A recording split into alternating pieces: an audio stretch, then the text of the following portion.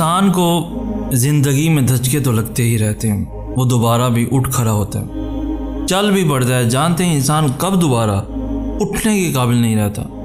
تب جب اس کو پتہ چلتا ہے اس کو گرانے والا تو وہ تھا جس کے لیے وہ کھڑا تھا، جس کو وہ اپنا سمجھتا تھا۔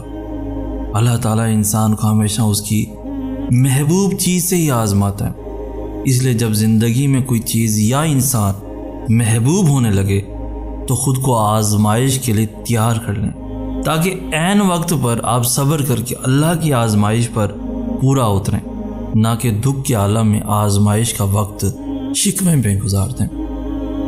حضرت یعقوب علیہ السلام کے لیے ناممکن تھا اپنے بیٹے سے دوبارہ ملنا، اور حضرت یوسف علیہ السلام کے لیے ناممکن تھا مصر کا گورنر بن جانا۔ حضرت مریم علیہ السلام کے لیے ناممکن تھا حاملہ ہونا، سمندر کے لیے ناممکن تھا حضرت موسیٰ علیہ السلام کے لیے 2 حصوں میں تقسیم ہو جانا اور ان کی قوم کو دشمن سے بچانا۔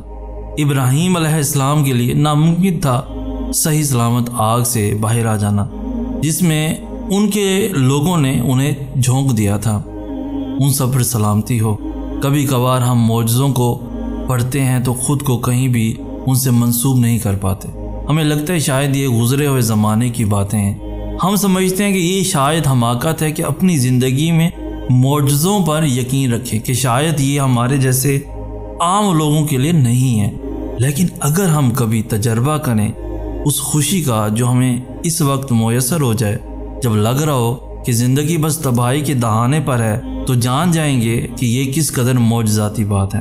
وہ اللہ ہی ہے جو آپ کے غم زدہ دل کو 2 حصوں میں تقسیم کرتا ہے، جیسے سمندر کو موسیٰ علیہ السلام کے لیے کیا تھا، اور پھر وہ کیسے امید کو ان 2 پانی والی دیواروں سے داخل کرتا ہے، جیسے موسیٰ علیہ السلام کی قوم کو کیا تھا، اور دکھوں، پریشانیوں، آزمائشوں کو اسی میں غرق کر دیتا ہے، جیسے فرعون کو کیا تھا، کبھی سمندر کی صورت میں تو کبھی دونوں آنکھوں سے نکلے اشکوں کی صورت میں۔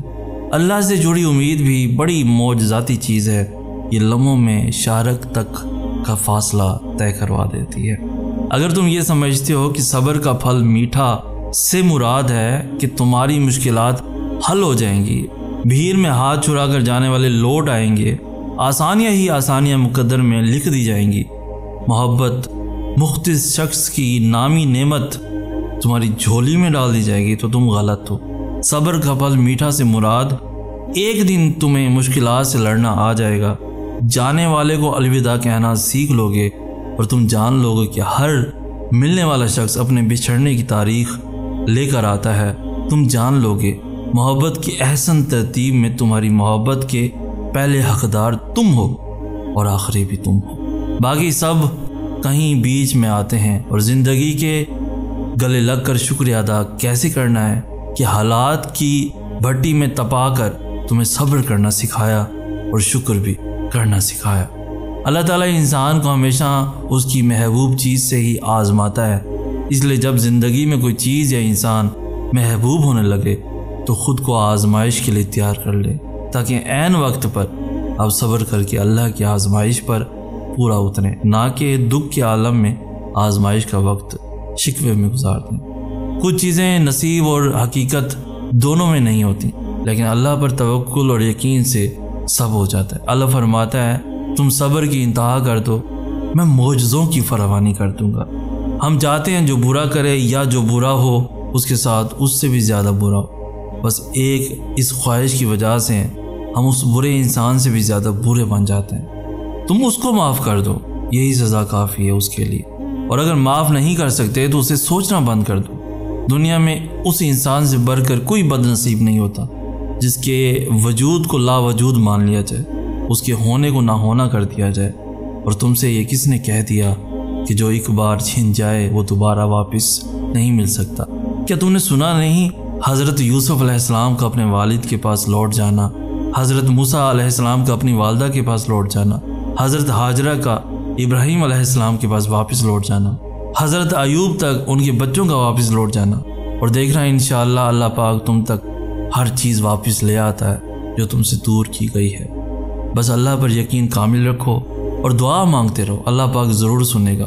اب دل مطمئن رہتا ہے کسی کی دی ہوئی اذیت پر بھی، کیونکہ اب جان گیا ہوں انسانوں کے لیے جتنا مرضی کر لو وہ قدر کبھی نہیں کرتے۔ کسی کی دی ہوئی اذیت پر صبر کر لینے سے اللہ اجر دے گا۔ انسانوں کا اتنا ظرف نہیں ہے کہ وہ ویلیو دے سکیں۔ ان سے امیدیں وابستہ کرنا ایسا ہی ہے جیسے خود کو خود ہی اذیت دینا۔ اب معاف کرنا اچھا لگتا ہے یہ سوچ کر کے انسان نادان ہے، غلطیوں کا پتلا ہے۔ انسان حاصل کی تمنا میں لا حاصل کے پیچھے دوڑتا رہتا ہے، اس بچے کی طرح جو تتلیاں پکڑنے کے مشغلے میں گھر سے بہت دور نکل جاتا ہے۔ نہ تتلی ملتی ہے نہ واپسی کا راستہ ملتا ہے۔ ہم کسی کے لیے اہم نہیں ہوتے، یا تو بس ایک آپشن ہوتے ہیں یا پھر ہم سے جڑی ضرورتیں ہمیں اہم بنائے رکھتی ہیں، اور جب وہ ضرورتیں نہیں رہتی تو ہم غیر اہم ہو جاتے ہیں۔ یہی دنیا کی حقیقت ہے، یہاں ہر تعلق ضرورت کا محتاج ہے۔ اللہ جب کسی کو اپنی طرف لانا چاہتا ہے تو اسے کسی کے ہاتھوں ضرور توڑتا ہے، تاکہ اسے احساس ہو کہ اللہ کی محبت کے علاوہ سب محبتیں بیکار ہیں، جھوٹی ہیں۔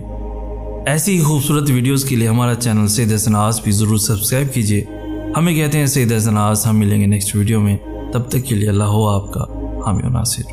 اور ساتھ ہی ساتھ آپ کو بتاتے چلوں، بڑے دکھ کی بات ہے، آپ نے اگر نہیں دیکھا تو ہمارے بہاولپور ایریا میں بہت زیادہ سیلابی صورتحال ہے، جو کہ کافی بستیاں زیر آب آ چکی ہیں۔ ان سب کے لیے اب دعا کریں اور جتنا ہو سکے امداد کریں۔ ہمیں بھی اگر بھیجیں گے تو ہم بھی ان کے جو سیلاب زدگان ہیں ان کی ہیلپ کریں گے۔